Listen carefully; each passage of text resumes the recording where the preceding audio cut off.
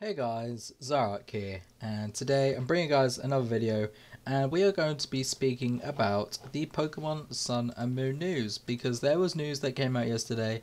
If you guys don't know it, then what are you doing with your life? You've probably lived under a rock, because there is a pretty big amount of information that you will need to know.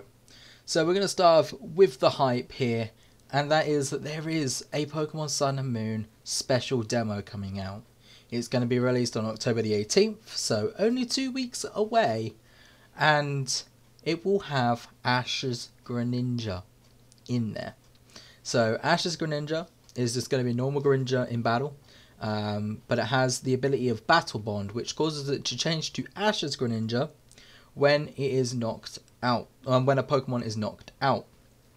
So, for example, Ash's Greninja in the trailer kills a Pikapeck, or faints a Pikapeck, shall I say, and then it evolves, or transforms, shall I say, into Ash's Greninja. A bit like a Mega Evolution in a sense. Basically, the animation looks pretty similar to that. Speaking of Mega Evolution, it is now confirmed that Mega Evolution is back. You can see that there's a Mega Kangaskhan, there's a Mega Salamence, there's a Mega Lucario, all in there, so you can probably obtain all three of them. You also saw there's a Fletch Tinder in there, so you can probably get a Fletch Tinder, and I feel like there was another Pokemon which I'm missing out. You can probably get in the game as well. Then we will move on to the littler information. We'll leave the main hype until the end of the video, because yes, the demo was not the only thing that was hyped in this release. So we're going to start off with the Battle Spot. The Battle Spot has a bit of an update. It's got a special rule set for the Video Game Championship. The Video Game Championship 17 rules are as follows: 2017. Dual Battle format is limited to the Pokemon that appear in the Alola region Pokedex, excluding some legendary and mythical Pokemon. The use of Mega Stones is not allowed, which is pretty interesting. And the only Pokemon that have been entered in Sun, only Pokemon that has been obtained, sorry, in Pokemon Sun and Moon can be entered. There's a way to play with QR rental teams by scanning the QR code from their Pokemon Global Link. This allows you to utilize other people's teams, but you can't enter certain rating battles, but you can have link battles with these teams. So I know I've done this once, probably one of the only people that have ever done this, but I was really bad at competitive, didn't know whether it was my team or me. I sent it to my friend who was really good as a competitive, so we had to trade, and then had to trade back after he had finished. Now, you just scan QR codes, and he could do that pretty much instantly, which is pretty cool. Global missions are also added to the global link. The first is in late November, and it's called Catch a Lot of Pokemon. There's also a new battle system that's going to be introduced, which is a battle time setting called Your Time. With this method of time, players will have 60 seconds each turn to select a move, and they will also be awarded 10 minutes of Your Time.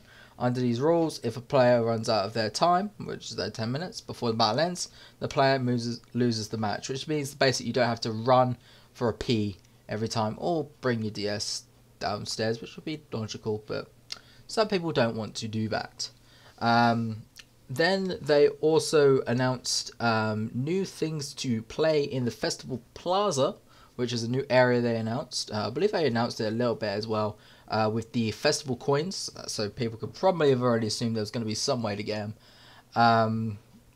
You will be able to play games to spend in various shops, including ones that boost your effort values.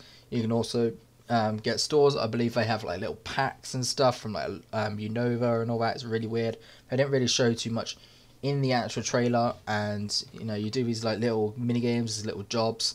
One was like a restaurant one, which reminds me quite a bit of the one you did in Black and White, in Village Bridge, I believe it was, just under the caravan. You know, to like give people the right things. And then you can also share these missions on the from the Festival Plaza onto the global link, which is pretty cool. You can also change the themes, and it is all accessed through the bottom menu, which allows you to also battle and trade. Then there's also the Poke Pelago, which uses boxed Pokemon, so Pokemon in your PC, To attract wild Pokemon on Isle Abeans and Isle Apfun, I think how you pronounce it. There's also Isle Evelup, which is a training one. On Isle Abeans and Isle Apfun, you can find items as well, which is, you know, pretty damn cool. So now we move into the last bit of information that was announced, right? And it is the hype information here. And it's pretty much what everyone probably has been going on about. If you looked at Twitter, I know Twitter, it's trending on Twitter right now. Pokemon Sun and Moon is trending. Pokemon Soul Luna is trending. And then also one of these is trending.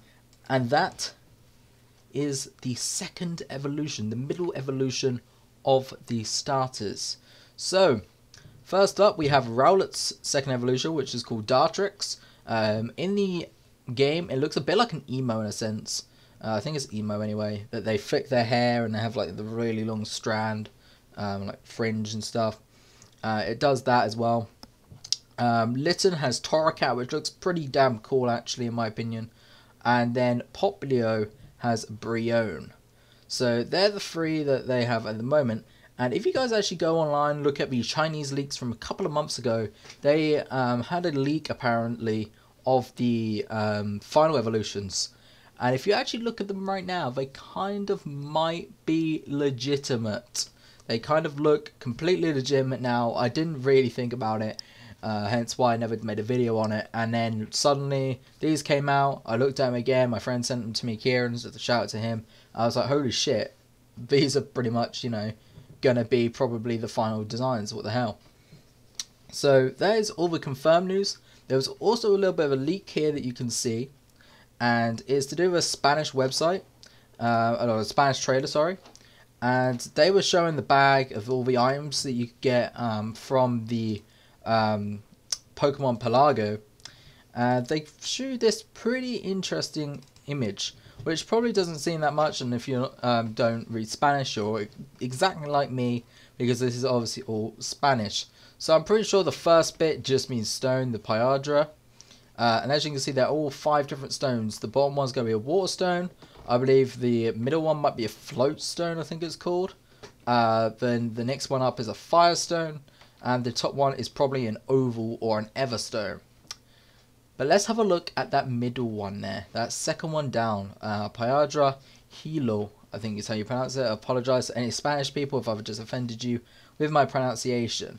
I'm not a bilingual speaker. So, this stone here, it looks somewhat a bit like a Dawnstone.